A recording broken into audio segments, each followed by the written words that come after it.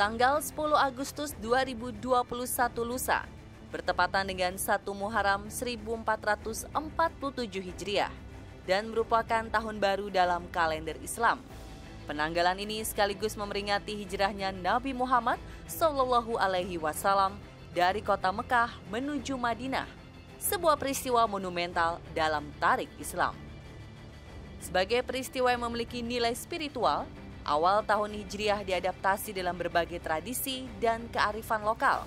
Salah satu yang sangat terkenal adalah peringatan Malam Satu Suro, sebuah tradisi perayaan malam Tahun Baru Islam yang dilaksanakan masyarakat suku Jawa. Dalam praktiknya, Malam Satu Suro berbalut banyak hal goib dan mistis. Lalu bagaimana sejarah Malam Satu Suro itu muncul dan diperingati? Kenapa pula dibumbui hal-hal mistis? Apa yang sesungguhnya terjadi di malam keramat itu?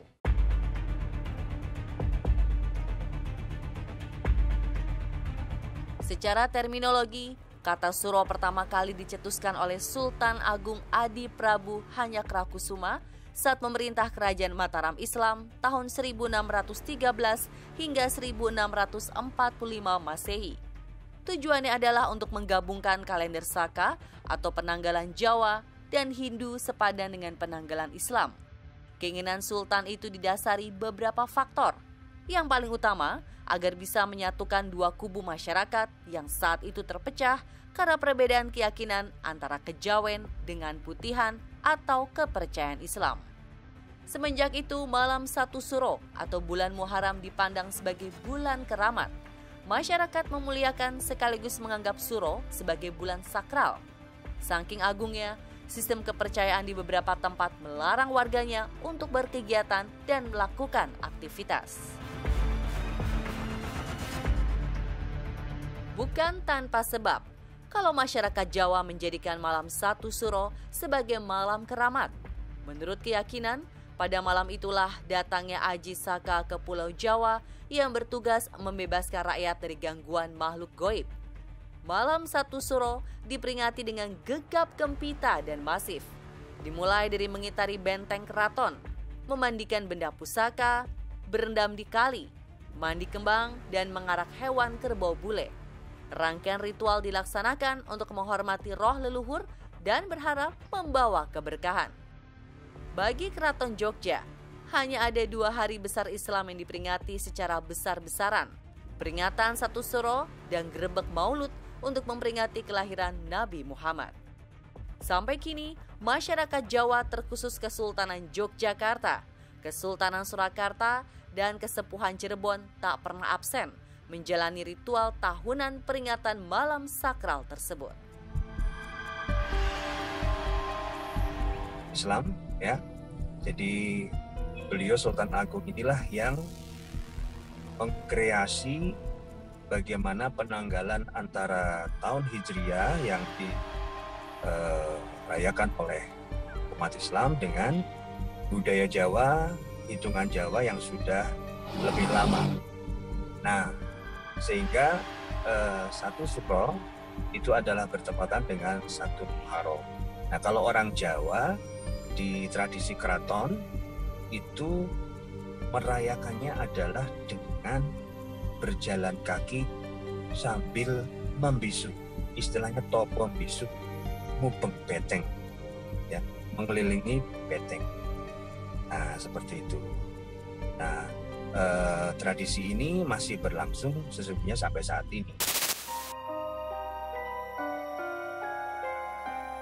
Selain tradisi dan ritual yang dilaksanakan keraton, masyarakat juga melakukan banyak kegiatan yang bernuansa mistis, seperti jamasan pusaka, ruatan, serta sesajen agung atau laku tapa brata. Ada ritual dan suruhan, tentu ada pula pantangan. Hidup beberapa mitos dan kepercayaan kepada hal-hal yang tak boleh dilakukan selama bulan Suro. Yang paling sering didengar adalah larangan orang tua untuk mengadakan pernikahan anaknya. Jika nekat, konon keluarga akan mendapatkan kesialan atau kualat. Namun ada yang menyebut kalau pantangan itu mitos belaka. Sebab jika masyarakat menggelar pesta pada Satu Suro, dikhawatirkan akan menyaingi ritual yang dilaksanakan pihak keraton. Pantangan yang lain seperti tidak boleh keluar atau pindah rumah. Orang Jawa itu punya penghayatan tiga dalam kehidupan ini ya. Pertama, memahami tentang sangkan paraning dumadi. Jadi memahami tentang asal-usul kehidupan. Dari mana kita berasal dan akan kembali kemana. Disangkan para, jadi arah, asal dan tujuan kehidupan. Yang kedua, orang Jawa memahami tentang manunggaling kawula kelawan Gusti. Jadi jumbuh antara kawula dan Gusti. Artinya menyatu antara karsa rasa seorang hamba dengan Tuhannya. Nah, terus kemudian yang ketiga adalah prinsip memayu hayuning bawono, atau memperindah, mempercantik keelokan semesta raya ini.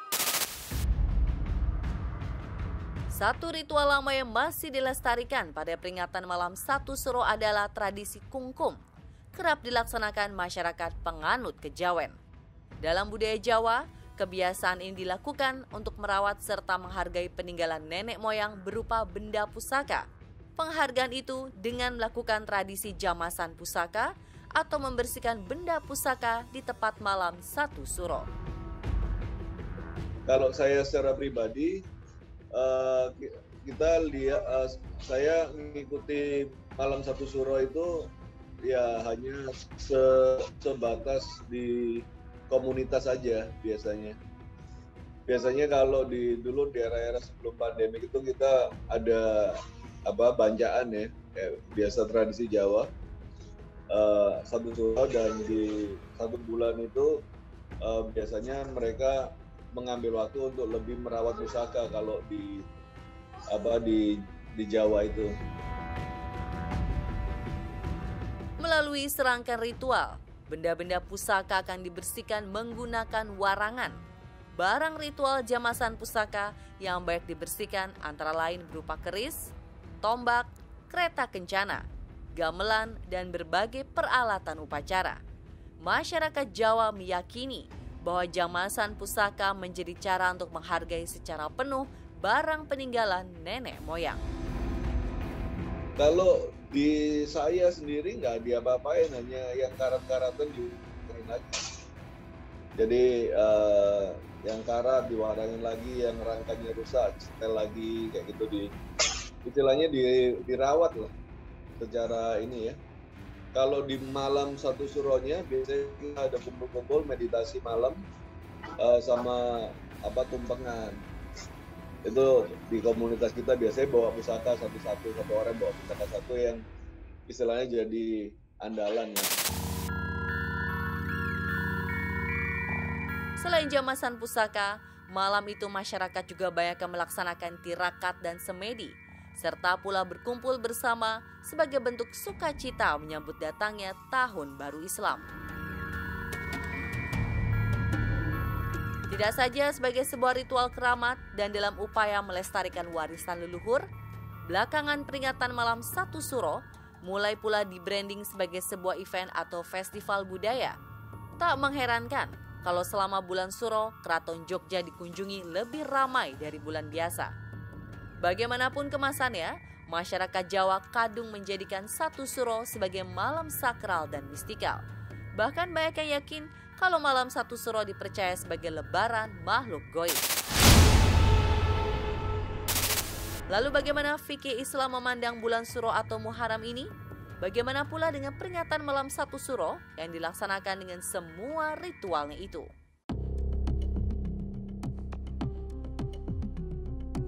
Sebenarnya kita harus mencermati tentang budaya Jawa dan bagaimana ajaran Islam. Nah, kalau dalam ajaran Islam itu memang berangkat dari surat At-Taubah ayat 36. A'udzubillahi minasyaitonirrajim. Bismillahirrahmanirrahim. Inna iddatash syuhuri 'indallahi 12 syahran fi kitabillah yauma khalaqas samawati wal arda minha arba'atun hurum. Dzalika ad-dinul qayyim fala tadhlimu fihinna anfusakum. Jadi kalau dalam Islam itu berangkat dari ayat At-Taubah nomor 36 ini bahwa Allah menciptakan setahun itu 12 bulan. Di antara 12 bulan itu ada 4 bulan, yaitu bulan haram, bulan yang dimuliakan. Kembali tadi kepada Jawa, kenapa dirayakan? Karena di Jawa itu ada keyakinan bahwa untuk mengembalikan kejayaan pada saat itu di Kerajaan Mataram, Sultan Agung mengatakan, wah ini awal tahun yang harus dimuliakan, harus kita suci-suci, tidak boleh berbuat jahat. Akhirnya apa? Disakralkan. Karena disakralkan muncullah kebudayaan masyarakat seperti halnya bersih-bersih, cuci keris, macam-macam itu. Nah, saya pikir itu tidak bertentangan dengan Islam, juga orang menyuci senjatanya kok.